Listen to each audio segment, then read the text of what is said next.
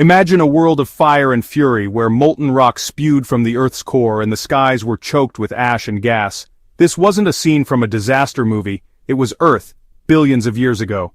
Long before forests, oceans, or even the simplest creatures existed, our planet was a cauldron of chaos. Yet within this fiery crucible, something extraordinary happened. The seeds of life were sown. Today, we're diving into one of the most fascinating chapters of Earth's history. How ancient volcanoes, those titans of destruction, might have sparked the very beginnings of life. Let's rewind to about 4.5 billion years ago, when Earth was a newborn planet. It was a hostile place, bombarded by asteroids, glowing with molten lava, and wrapped in a toxic atmosphere. Volcanoes dominated the landscape, erupting relentlessly, shaping the planet's surface. But these weren't just agents of destruction. Scientists now believe that volcanoes played a critical role in creating the conditions for life to emerge. How could something so violent give rise to something as delicate as life? To answer that, we need to explore the chemistry and physics of Earth's fiery beginnings. First, let's talk about the atmosphere. Back then, Earth's air was nothing like the oxygen-rich blanket we know today. It was a mix of gases like methane, ammonia, water vapor, and carbon dioxide, with little to no oxygen.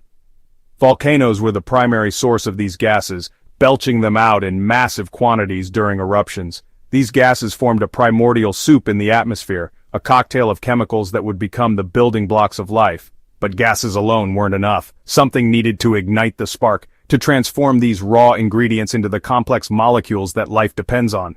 Enter volcanic lightning. Picture a volcanic eruption. A plume of ash and gas surges into the sky, creating turbulent clouds. Within these clouds, particles collide, generating static electricity, much like in a thunderstorm. The result? Spectacular bolts of lightning crackling through the haze. In the 1950s, scientists Stanley Miller and Miller-Urey conducted a groundbreaking experiment to simulate these early Earth conditions. They mixed water, methane, ammonia, and hydrogen in a sealed flask, mimicking the ancient atmosphere, and zapped it with electric sparks to simulate lightning. The result was astonishing. Within days, the mixture produced amino acids, the fundamental building blocks of proteins. This experiment suggested that volcanic lightning could have triggered the chemical reactions needed to kickstart life. But volcanoes didn't just provide the spark. They also created the perfect laboratories for life to take hold: hydrothermal vents. These underwater volcanic systems form where tectonic plates pull apart, allowing seawater to seep into the Earth's crust, heat up and shoot back out, laden with minerals. Today, we see these vents teeming with life, from bizarre tube worms to microscopic bacteria, thriving in conditions that seem impossible. Billions of years ago, similar vents could have been cradles for the first life forms. The heat and minerals provided energy, while the water offered a stable environment for chemical reactions.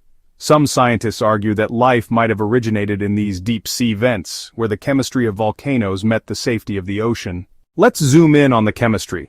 Volcanoes spewed out elements like carbon, hydrogen, nitrogen, and sulfur, key ingredients for organic molecules.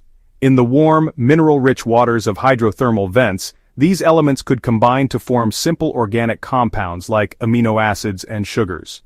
Over time, these molecules could have linked up to form more complex structures like proteins and RNA, the molecule that carries genetic information. RNA is particularly exciting because it can both store information and catalyze reactions, making it a prime candidate for the first self-replicating molecules. This idea, known as the RNA world hypothesis, suggests that life began with simple molecules capable of copying themselves, setting the stage for evolution. But there's another piece to this puzzle: the role of volcanic landscapes on land. Early Earth wasn't just oceans and vents. Volcanic islands dotted the surface, their rocky surfaces exposed to the elements.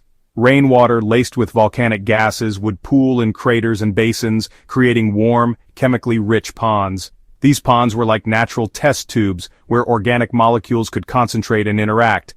In 2008, researchers proposed that such volcanic pools could have been ideal spots for life's first steps. The cycles of wetting and drying in these pools could have driven chemical reactions, helping simple molecules combine into more complex ones. Now let's consider the energy. Life needs energy to function, and volcanoes provided it in abundance. Beyond lightning, volcanic heat drove chemical reactions, much like a battery powers a device.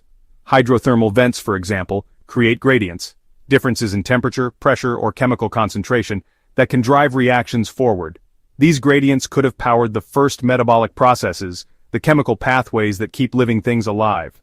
Some scientists even suggest that the first life forms were chemotrophs, organisms that harnessed energy from chemical reactions rather than sunlight, feeding off the rich mineral broth of volcanic vents. Of course, this story isn't without its mysteries. While the Miller-Urey experiment showed that amino acids could form, it didn't explain how those molecules assembled into living cells. The jump from simple chemicals to self-replicating life is still one of science's biggest unsolved questions. Some argue that life needed a specific sequence of events, a perfect storm of chemistry and environment to emerge. Others propose that life might have been seeded from space, carried on meteorites that delivered organic molecules to Earth. While this panspermia hypothesis is intriguing, the volcanic origin story remains compelling because it relies on processes we know were happening right here on our planet. Let's not forget the sheer scale of volcanic activity on early Earth. The planet was far more geologically active than it is today, with countless volcanoes erupting across the surface. This intense activity didn't just shape the planet's chemistry, it also sculpted its geography. Lava flows created new land, while ash enriched soils with nutrients. Over millions of years, these processes laid the groundwork for a planet that could sustain life. Volcanoes weren't just sparking life, they were building the stage for it. As we piece together this story, it's humbling to think that life as we know it, every plant, animal, and human, might owe its existence to the fiery chaos of ancient volcanoes. From lightning-charged skies to mineral-rich ocean vents, these violent forces created the conditions for life to take its first tentative steps. While we may never know the exact moment life began, the evidence points to volcanoes as key players in this cosmic drama. So, the next time you see a volcano in a documentary or hear about an eruption in the news, take a moment to appreciate its deeper legacy. These fiery giants didn't just shape the Earth's surface, they may have sparked the very first flickers of life, setting in motion a chain of events that led to us. From a molten world of fire and ash, life found a way, proving that even in the most extreme conditions, the seeds of creation can take root. And that's a story worth celebrating.